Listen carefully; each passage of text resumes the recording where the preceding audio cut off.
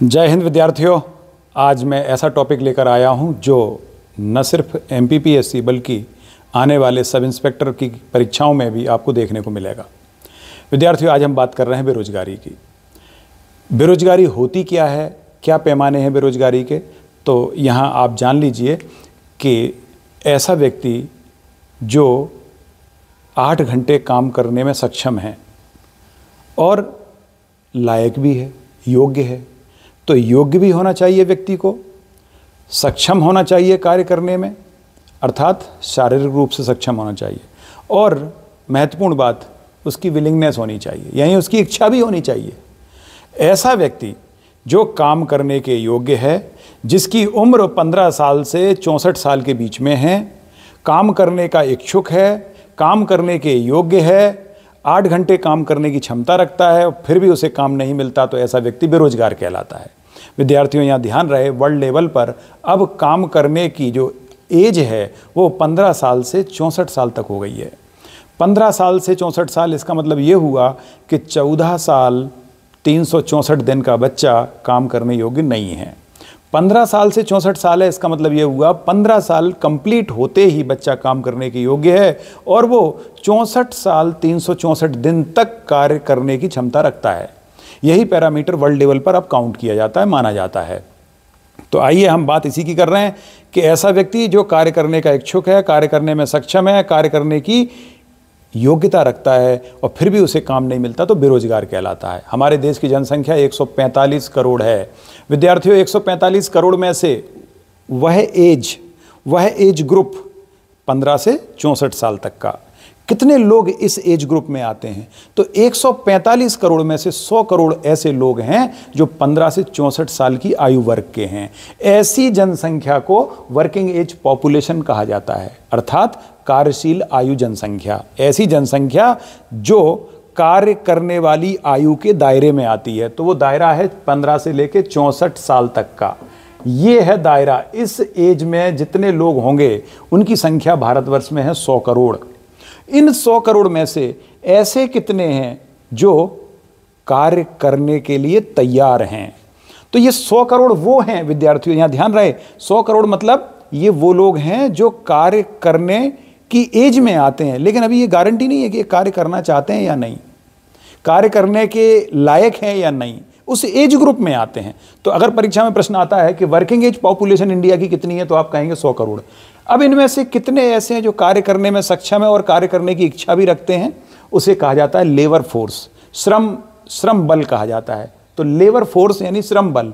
तो ऐसे लोग जो कार्य करने के इच्छुक हैं और कार्य करना भी चाहते हैं और कार्य के योग्य भी हैं, उनकी संख्या है 60 करोड़। 60 करोड़ लोग हमारे ये लेबर फोर्स है इंडिया का। इस 60 करोड़ में से वर्तमान में मेल कितने हैं? 72% और फीमेल है 28%। विद्यार्थियों, यहां ध्यान रहे, मेल और फीमेल का आंकड़ा बड़ा इंपॉर्टेंट है कि जो लेबर फोर्स है, यानी जो काम करना चाहते हैं या काम करने के इच्छुक हैं, काम करने के योग्य हैं, ऐसे लोग हैं 60 करोड़ और उनमें से 72% मेल और 28% फीमेल हैं। हम बात करें वर्क फोर्स की। वर्क फोर्स का मतलब यह होता है कि वर्तमान में कार्यशील जनसंख्या कितनी है, कितनी जनसंख्या कार्य में लगी हुई है। तो वर्क फोर्स है इस समय 55 करोड़। इतनी जनसंख्या कार्यरत है, कार्य में लगी हुई है। इसका मतलब क्या हुआ? इसका मतलब सीधा सीधा ये है कि 60 करोड़ लोग काम करने के इच्छुक हैं और योग्य हैं, उनमें से 55 करोड़ को रोजगार मिला हुआ है। इसका मतलब 5 करोड़ लोग कैसे हो गए? बेरोजगार हो गए। तो 60 करोड़ में से 5 करोड़ बेरोजगार हैं, इसीलिए भारत की बेरोजगारी दर कितनी है? लगभग 8%।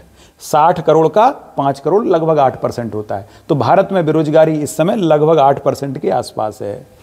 और जितने कार्यशील हैं उनमें से कितने प्रतिशत अनऑर्गेनाइज्ड सेक्टर में हैं और कितने ऑर्गेनाइज्ड में हैं? इसका क्या मतलब होता है विद्यार्थियों? ऐसा क्षेत्र जहां पर आप नौकरी करने जाएं, आपको सामाजिक सुरक्षा मिले, आपको पेंशन मिले, आपकी हेल्थ का ध्यान रखा जाए, इंश्योरेंस हो आपका, जहां बाकायदा दोनों के बीच में, कंपनी और आपके बीच में कॉन्ट्रैक्ट हो, तो ऐसी जगहों को हम ऑर्गेनाइज सेक्टर कहते हैं। तो हमारी कुल जनसंख्या जो इस समय कार्यरत है उसका लगभग 15% ऑर्गेनाइज सेक्टर में है। इसमें सभी सरकारी कंपनियां, अर्धशासकीय कंपनियां, कंपनी और सार्वजनिक उपक्रम ये सब इसी के अंतर्गत आते हैं। और साथ ही सभी प्राइवेट कंपनियां जहां पर बाकायदा कॉन्ट्रैक्ट साइन होता है, आपका अपॉइंटमेंट होता है, जहां पर आपका पीएफ कटता है, इंश्योरेंस होता है, वो सभी ऑर्गेनाइज सेक्टर में आते हैं। इन सेक्टर में केवल 15% जनसंख्या काम करती है, शेष 85% अनऑर्गेनाइज सेक्टर है। मतलब ये वो क्षेत्र हैं जहां पर ना कार्य के घंटे निश्चित होते, ना कोई सिक्योरिटी होती। इसी में सेल्फ एम्प्लॉयमेंट भी आता है, क्योंकि सेल्फ एम्प्लॉयमेंट में कोई कॉन्ट्रैक्ट नहीं होता, आप कितनी देर काम करोगे कोई निश्चित नहीं होता।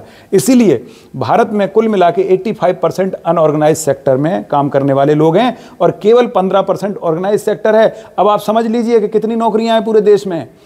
55 करोड़ का 15% लगभग 8 करोड़ होता है। विद्यार्थियों, 8 करोड़ से ज़्यादा नौकरी नहीं है हिंदुस्तान में। 8 करोड़, इसमें सरकारी नौकरियां भी हैं और प्राइवेट भी हैं। मैं यहां एक चीज और क्लियर कर देता हूं, 8 करोड़ में से सरकारी नौकरी कितनी? केवल 2 करोड़। 6 करोड़ प्राइवेट सेक्टर में है, 2 करोड़ सरकारी सेक्टर में, यानी 25% नौकरियां। टोटल 8 करोड़ का 25% ही सरकारी नौकरी हैं, शेष 6 करोड़ प्राइवेट नौकरियां हैं। तो कुल मिला के 8 करोड़ लोग ही सही मायने में नौकरी कर रहे हैं, ऑर्गेनाइज सेक्टर में हैं। शेष बचे हुए आप देख लीजिए, 55 में से 8 घटा दीजिए, 47 करोड़ लोग अनऑर्गेनाइज सेक्टर में हैं।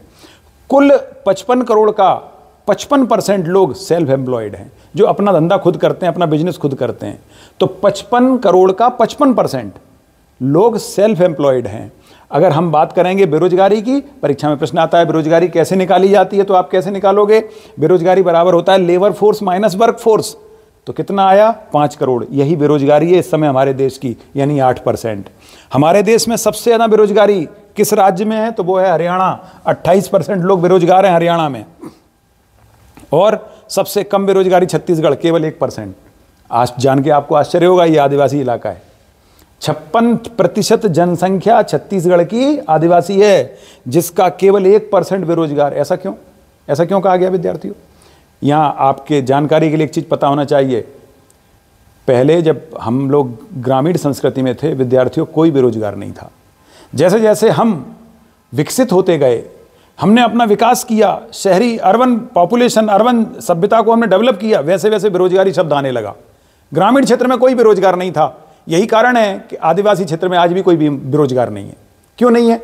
क्योंकि आदिवासियों को जितना रोजगार चाहिए वो अपने रोजगार का काम अपनी ज़रूरत के मुताबिक न्यूनतम आवश्यकताएं वो जंगल में रह के पूरी कर लेते हैं। उनको नहीं है रोजगार की आवश्यकता।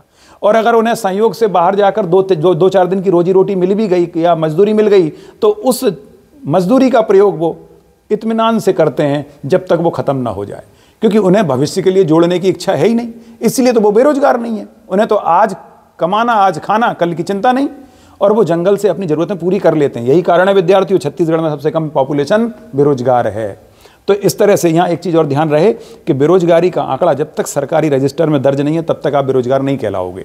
मतलब ये हुआ कि अगर आपने रोजगार पंजीयन कार्यालय में अपना रजिस्ट्रेशन कराया है तभी सरकार को पता चलेगा कि आप बेरोजगार हो, अन्यथा सरकार तो ये मान के चलती है कि आपकी रोजगार की इच्छा ही नहीं है। फिर आप अगर चिल्लाते रहो बाहर के साहब हम बेरोजगार हैं, कोई नहीं सुनेगा आपकी। तो पहली बात यह, अगर आप बेरोजगार हो, क्या आपने सरकारी दफ्तर में इस चीज़ का रजिस्ट्रेशन करवाया है कि आप बेरोजगार हो? एनरोलमेंट होना चाहिए आपका, तब आप बेरोजगार कहलाओगे, अन्यथा आप बेरोजगार नहीं कहलाओगे। इसके साथ ही ये पूरा जान लिया। अब ये जानना बड़ा महत्वपूर्ण है विद्यार्थियों कि आखिर ये बेरोजगारी के आंकड़े जारी कौन करता है? तो ध्यान रहे, NSSO national sample survey office, ये एक ऑर्गेनाइजेशन है, संस्था है। इसका काम है बेरोजगारी का पूरा डाटा कलेक्ट करना, और कलेक्ट करने के बाद उसी को जारी करने का काम भी यही करती है। लेकिन जिस मिनिस्ट्री के अंतर्गत ये काम करती है उस मिनिस्ट्री का नाम है ministry of statistics and programme implementation. ये मिनिस्ट्री के अंतर्गत NSSO काम करती है, और NSSO ही बेरोजगारी के आंकड़े जारी करने का काम करती है। विद्यार्थियों, अगर पूरे विश्व की बात हो तो पूरे विश्व का बेरोजगारी का आंकड़ा इस समय लगभग 7.5% है। हम भी लगभग वहीं हैं, 8% के आसपास हैं, और पूरे विश्व की बेरोजगारी भी 7.5% के आसपास है। पूरे विश्व में सबसे ज़्यादा बेरोजगार दक्षिण अफ्रीका में हैं, लगभग 35% लोग बेरोजगार हैं, और पूरे विश्व में सबसे कम बेरोजगारी थाईलैंड में है, लगभग 1%। ये है पूरे विश्व के रेफरेंस में बेरोजगारी का पूरा डाटा। हमने जानने की कोशिश की कि हिंदुस्तान में क्या है और वर्ल्ड में क्या है। जय हिंद।